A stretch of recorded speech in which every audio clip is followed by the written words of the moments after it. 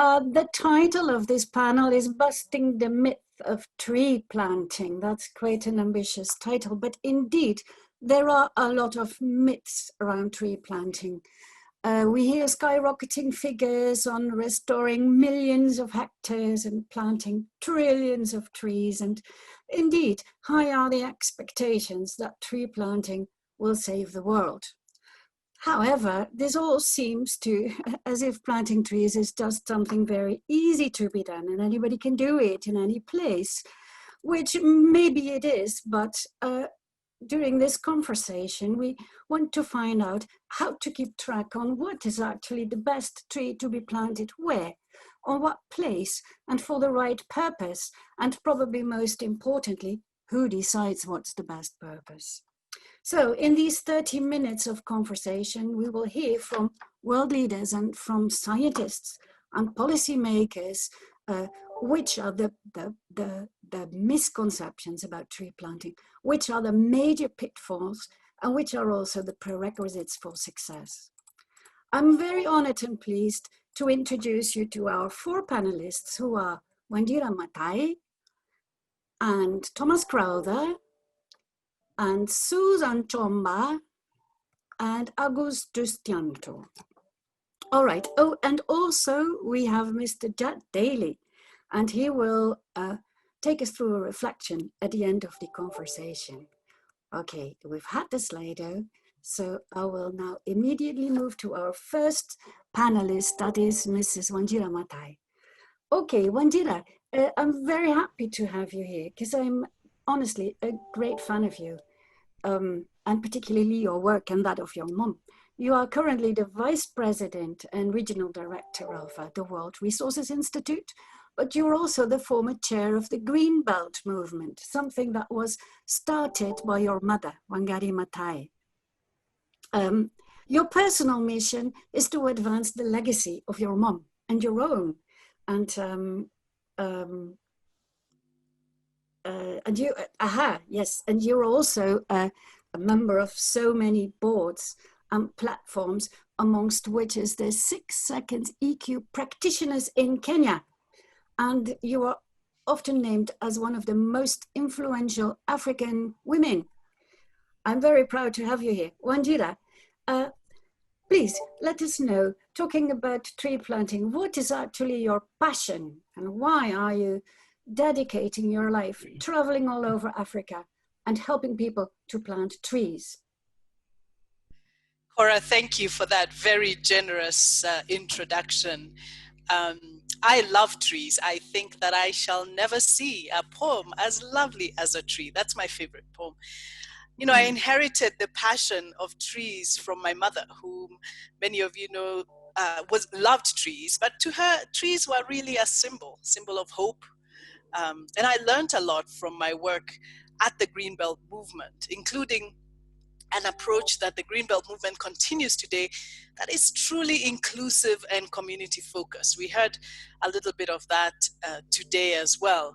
The trees are also, for me, in my mind, about opportunity. I loved Howard's seed image of the sequoia tree so elegantly demonstrating the opportunity, the vast opportunity that trees present to restore land, degraded land, to restore agricultural land, and the role that that plays as well. But it's also about the restoration, I think, of cultures, restoration of livelihoods. So it's so integrated. You know, there are lots of billions of hectares of land suitable for restoration around the world. But I think the magic in the work that the Greenbelt movement has done over the years is the understanding that restoration requires an integrated approach. And we heard that earlier as well. It's more than just planting trees. So the symbolism of trees has always been attractive to me. And you know, I think that the benefits, and I've seen that as well through the work of the Greenbelt movement and others, that restoration, it does improve livelihoods. It transforms people. It transforms landscapes. Biodiversity destroyed starts to come back. And of course, with it, that delicate balance that is our important biodiversity. So whatever we do, whatever we we engage with trees and tree planting or tree growing, I've learned a few things. I want to mention just three of those. One is that we have to be led by local wisdom, and the fact that we collaborate and we are implementing what we do in an integrated way, looking at entire landscapes so that ecosystem services are ultimately restored. I've also learned that we have to continuously adapt and change depending on what we find in the areas where we work, in the landscapes where we work. It's all an iterative process, and to be truly inclusive and sustainable, we have to accommodate whatever local wisdom is there. And finally, I want to just highlight the urgency and the importance of the political economy. As we know all the facts we need to know, and why isn't it happening fast enough, whether it's restoration or even tree growing? If we do not have the leadership that champions restoration, it simply won't happen. I loved listening to Mayor Ivona Kiswaya. She's a shining example of what I'm talking about. Well done. I love Freetown, the tree town. We need more like her. And to make those critical connections, you've got to feel the pain of landscapes destroyed. And that as well, I think, of trees is really important. We have to make it prohibitively difficult for people to cut trees to put up obsolete infrastructure. So those three, I think, are, and many others, are the reasons why I love trees so much. Wow, thank you very much, Wanjira. This is great. So your biggest lesson is that we have to learn from local wisdom and build on the work of local champions and be able to adapt and change according to what we find on the ground. That's wonderful. And it brings me to our next panelist, that is Thomas Crowther. Thomas, you are a scientist at the Global Ecosystem Ecology Group at the University of Zurich. That's very nice. And you've started what you call the Crowther Lab. That's, I think, a lovely name. It sounds familiar. And you're busy there generating geospatial models, and you're also the chief advisor of the UN's 1 million tree campaign. Tom, we are honored to have you here. And I would like to ask you one thing. You've really dedicated your work on supporting restoration at scale, and you're mapping all the potential areas where tree planting can best be done to capture carbon and to keep biodiversity alive. I would like to ask you, how does your work link or align with the work of Wanjira Matai and to the work of those local champions she was talking about? Fantastic. Thank you so much. First, thanks so much for inviting me to speak. And honestly, I think it's an honor to speak after Wanjira and that, inspirational messaging. And I think my inspiration aligns so perfectly with that. I think it's a beautiful image of the tree as the symbol for restoration, and truly that's how we see it. We're an ecological group in our research group, and so when we talk about restoration, we absolutely are. It's equally important to restore biodiversity in grasslands, wetlands, peatlands, all the ecosystems that make up our planet. And I think the tree is a fantastic symbol because it connects individual people to that vision. When you restore the right trees in the right place, you are then promoting healthy, diverse ecosystems that can support people. And I think that was the second point that she made so clearly, is that this is all about people. So our research aims to sort of tie together this major challenge, that we have a global challenge and a global threat to restore Earth's ecosystems. The entire fabric of humanity needs to come together for this global challenge. But at the same time, it isn't really a global challenge. Restoring ecosystems is a local challenge done by local people, requiring the local expertise of those people, the engagement of those people, the knowledge of those people, and all of the benefits need to go to those people in order for it to be sustainable. And so that's where our research tries to sort of bridge that gap between the global and the local by generating global models of where, the biophysical potential of where trees can exist. We provide the basis. We can say, okay, these are the areas that are available for, the maybe opportunities for successful restoration, places where trees would naturally exist. We can say which species of trees might naturally exist in those regions and how much carbon they could accumulate in those regions. but I think the real challenge is then to make these maps more higher and higher and higher resolution, so that it's providing tailored information to the people on the ground in those regions. And I think that's one of the major risks that we have, that I have in the communication of our stuff, is that every time we make a global model or a global map or a global potential, it gives the idea that, oh, great, we can, governments or companies can just plant monocultures, cover the world in trees, and we fixed this solution. It seems like an easy way out. And I think that's the real danger that we must get away from, that the idea that restoration needs to be empowering the local people to make the right decisions for their livelihoods and for the biodiversity in those regions. So that's why we try to focus on those maps to show where restoration can happen and the strategies that can be most valuable for those local communities. All right, thank you very much, Tom. This is really helpful because to be honest, I read your latest article and I also followed the news a little bit, and you raised quite some controversy on on this thing of restoring landscapes at scale by using geospatial models. But please very briefly, could you briefly explain why your paper was so controversial, and how actually do you look at that controversy yourself? Yeah, so okay, I'll try and be as quick as I can, but there was a couple of levels of the controversy. The first is that, we estimated the biophysical potential of where trees can exist, and that used satellite information and remote sensing estimates of land use, but it obviously doesn't have all of the information about who owns that land and how practical it is to restore that land. This was simply a model showing where trees can exist. And that was supposed to be sort of a basis for our thinking of, okay, trees can exist in this region. Now I can focus on, is this an area that's available for restoration? I think the messaging of showing where trees can exist maybe missed that important nuance that trees can exist there, but should they? The second challenge is that I think to many it seemed, because the carbon potential was very large, it was up to 25 to 30% of the excess carbon that remains in the atmosphere we were estimating could be captured in those ecosystems if you were to restore the entire globe. Now, some scientists estimated that should be a lot lower because maybe that land is being used for other things.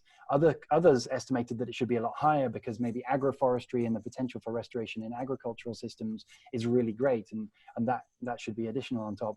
So there's a lot of uncertainty about that carbon number. But ultimately, I think the biggest challenge is that the message came out sounding like trees are an easy way out or an easy solution. And that just gives people the idea that, okay, we'll plant a few trees and ignore the very urgent and real challenges of cutting emissions and protecting the ecosystems that still remain. And that's a big threat to the climate change movement. So I think there was a lot of pushback about that sort of irresponsible messaging. So I think it's now our mission to try and overcome some of those errors in the messaging to clarify that it must be responsible. Yeah, I get your point, Tom. This is really good to know that actually by messaging or by wrapping your message, it became quite a bit dry, like as if tree planting depends on biophysical potential of the land only. Meanwhile, actually your aim is to go much further than that and also take into account the strong embeddedness of tree planting within local economies and local cultures and local societies. Thanks, Tom. This brings me to Dr. Susan Tomba. Susan, you're a social scientist and you have massive experience in terms of governance, policies, institutions. You do a lot of work with ICRAF, you work for ICRAF, you run projects on climate change policies, land tenure, equity, gender, and many more.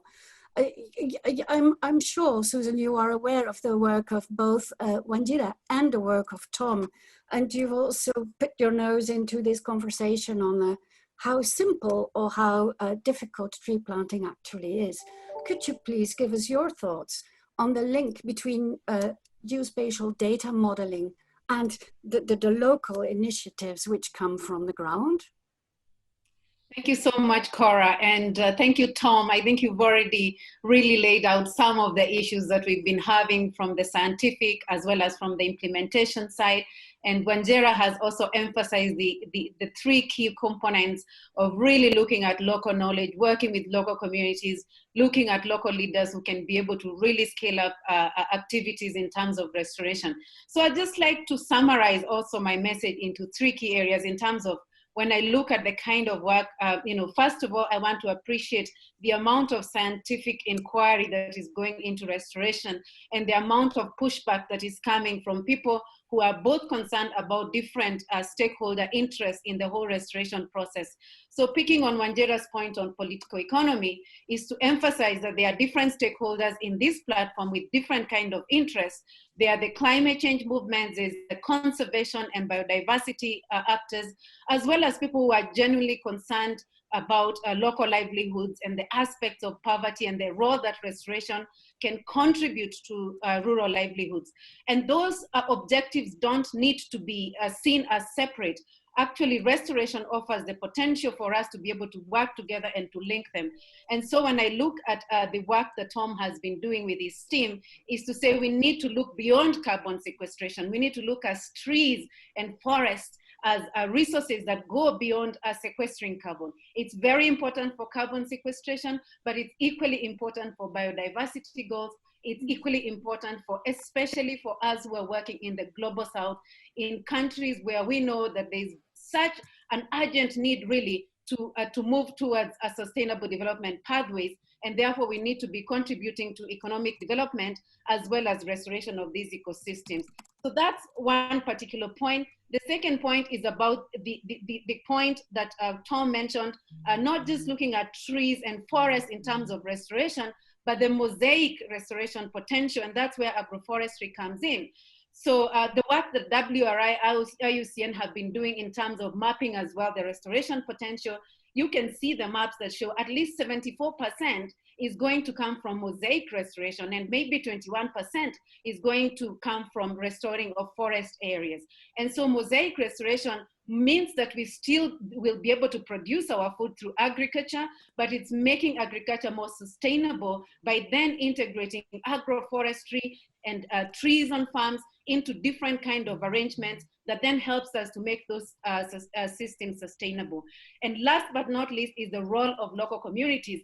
I cannot emphasize that, overemphasize that local communities, restoration is going to be eventually happening at the local level. We are already having a lot of local initiatives. What is it that we are learning from those local initiatives?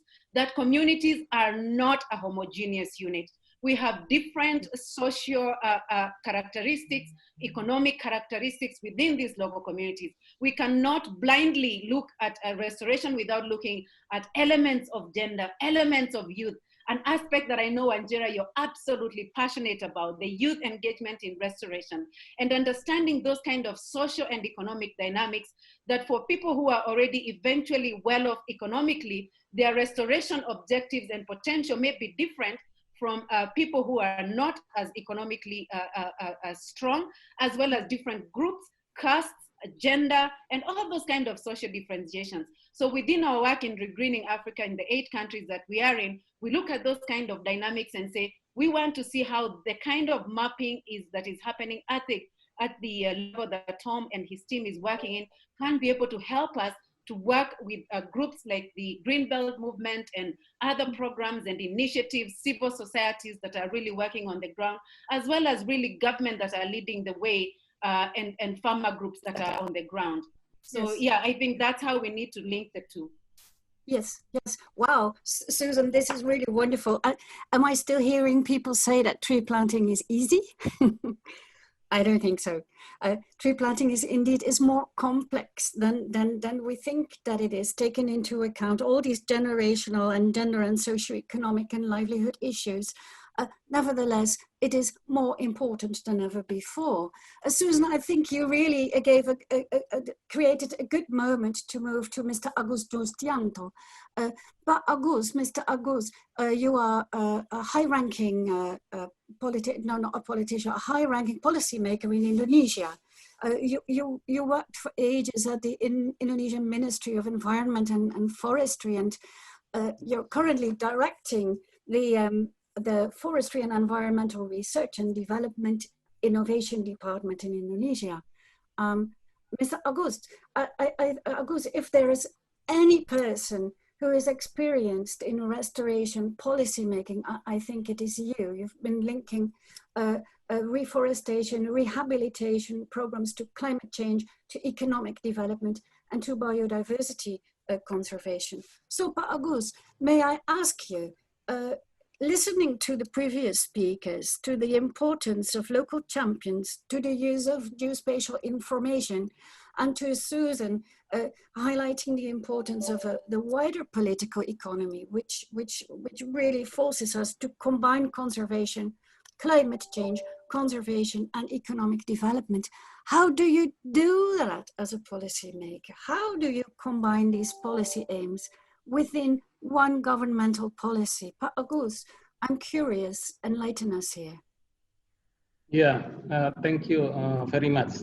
I think as I'm part of the government, especially in the Ministry of Environment and Forestry, I would like to inform you that based on the program in Indonesia, we agree that global restoration or tree planting must be ecologically responsible. I learned from Tom, because restore the right diversity of native tree species where they naturally exist.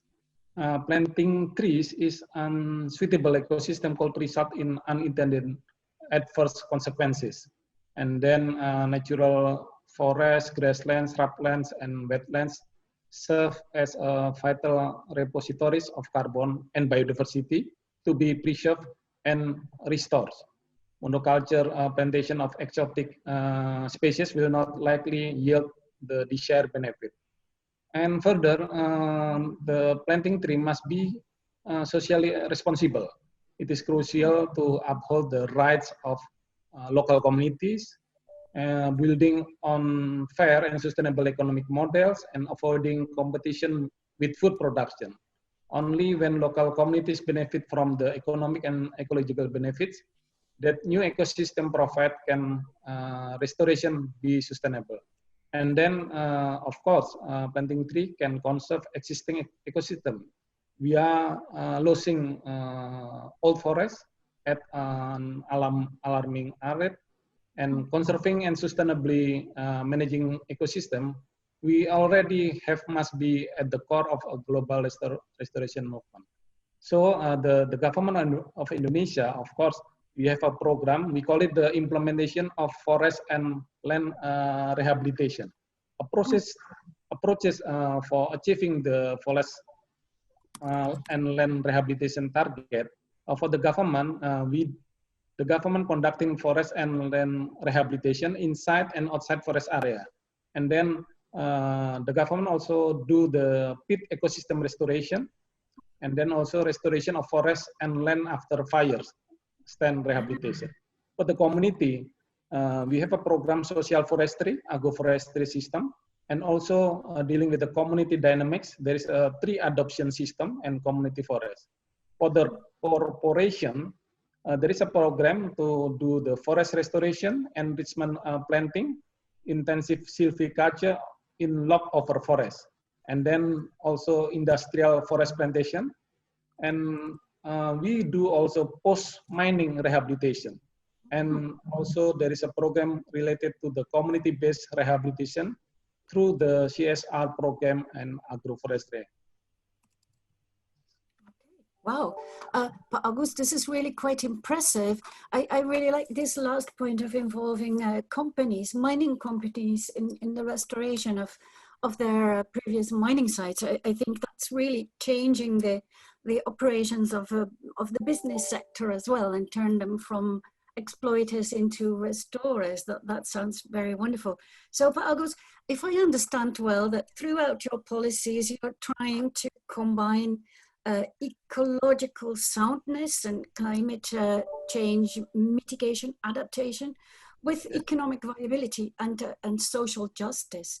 I think this is a very noble thing to strive for, yet it is probably not the easiest thing to do. So very shortly, I would like you to mention one policy measure that you put in place or your ministry put in place and that you're really proud of and that you think we should all learn from. Just shortly, please. Yes, for example, we have a program, we call it the ecosystem restoration program, is offered to private sector and environment concerning organization through a licensing scheme. Ecosystem restoration becomes a concession licensing scheme to use timber forest product from lockout or production forests that have been restored. We call it ecosystem restoration concession. The concept of ecosystem restoration concession is developed by the government to engage a private sector in the measures of restoring degraded forest ecological function while increasing the economic value of the forest and improving the community welfare. We have the total degraded production forest allocated system restoration concession here for reaches 2.99 million hectare, but only around 600,000 hectare have been granted for the ecosystem restoration concession permits for 16 companies. To strengthen the restoration program, we also have a regulation, we call it the Environmental Protection and Management, which stipulates the restoration program as a measure to restore environmental functions that have been damaged or degraded. Okay, wonderful. This sounds really good. And I think for the audience, probably take a deep dive in this system of ecosystem concessions, which indeed, as you say, is a model to engage private sector while taking into account the interest of community members and their well-being. I think information on this will be shared on the website. So feel free to visit the ICRAF C4 website as well as the GLF website, where you can certainly find information on this extremely interesting policy measure. Thank you, Pak Agus. Thank you also, Susan, Thomas, and Wanjira. I would like to ask you many more questions. We could talk for another hour, but we do not have time. And we still have Jat Daly. And Jat Daly actually is a very interesting person. Jat, I'm very happy to welcome you to this panel.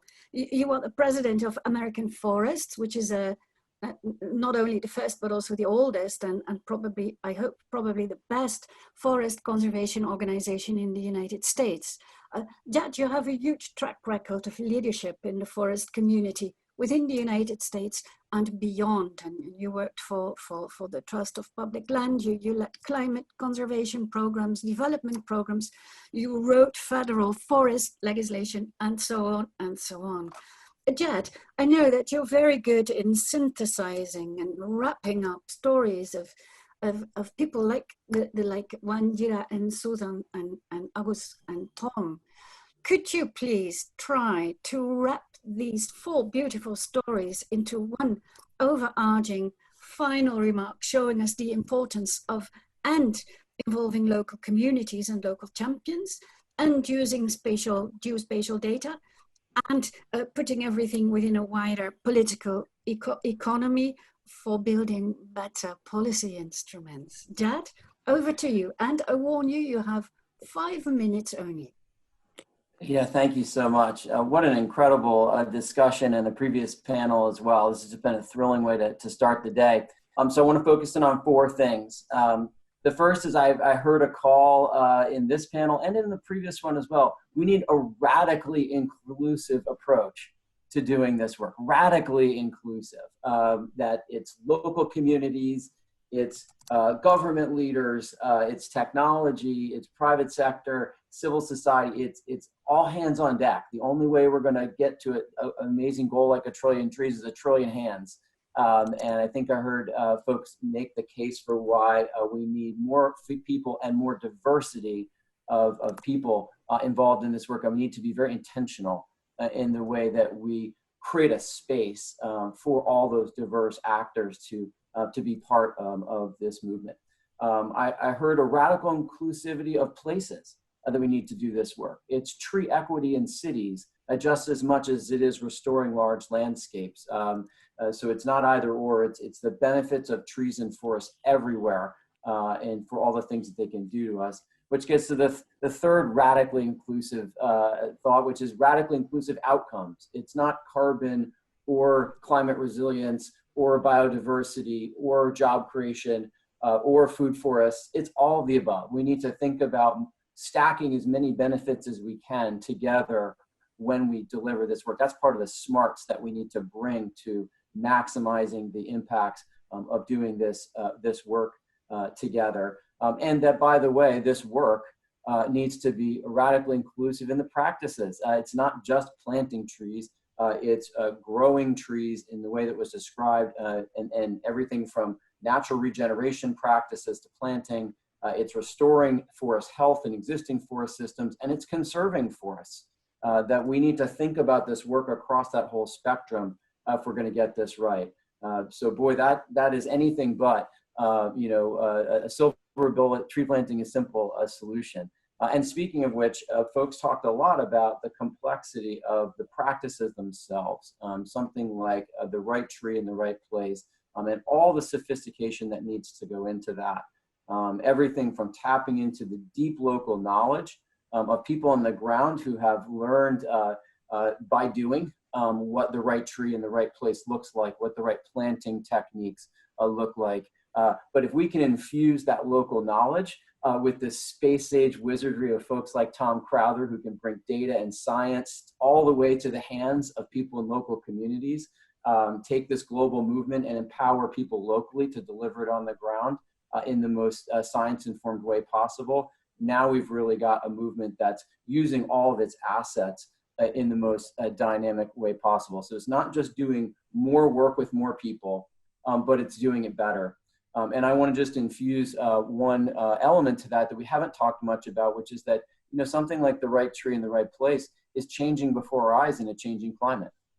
So there are either whole new layers to the sophistication that we have to bring to doing this work, where again, we need everything from the traditional environmental knowledge, which may tell us actually a lot about how to manage for the future, as well as science coming together to navigate doing this work in a changing climate in the right way. So we have a real challenge ahead of us to do not just more, but do it better. And we feels like we have the right movement formulating here to make that happen. So I want to leave with two then final closing thoughts. To make that happen, a radically inclusive movement that is synthesizing all these different skills and capacities together requires networks that function in different ways than anything we've ever seen before. And bravo to ICRAF and C4 for bringing this together. That's a perfect example of the kind of network that we need. Other wonderful examples that we've heard from the speakers today.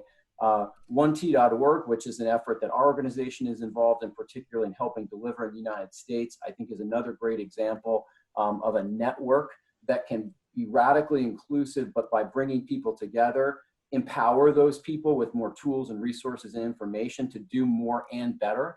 And so I think we have to look for how can we develop these networks in an interconnected way to make all of this happen. And then lastly, this is my exhortation to the group. I think there's been a lot coming at our community about, hey, don't make tree planting simple and don't say that this is the silver bullet. I actually don't hear really anyone in our movement saying that. And I've all day long heard people already today talking about doing this the right way. I work every day and I go from conference to conference, New York City Climate Week last week. Everyone's talking about doing this the right way, talking about being radically inclusive, from companies and governments to local partners and nonprofits and civil society organizations as well. So I think let's focus on the consensus that we do have in our community around doing this the right way, point to what's working, and all of that mass of folks who are ready to do it the right way. And really, I think, correctly acknowledge that the folks who are talking about this the wrong way are actually outliers, and are in many cases folks talking about our work and our community, and they're not actually members of our community who are mischaracterizing what we're all about and what we're ready to deliver as a team. Wow. Dad, this is impressive. I think I'm very happy I asked you and I did not try to do it myself, because this was a perfect wrap up. So Here with this, I would like to thank the speakers. I would like to thank Jad and Susan and Agus and Wanjira and Tom, and of course the audience for this great session, which I would like to resume as follows. Using the word of Jad, what we need is a radical inclusion.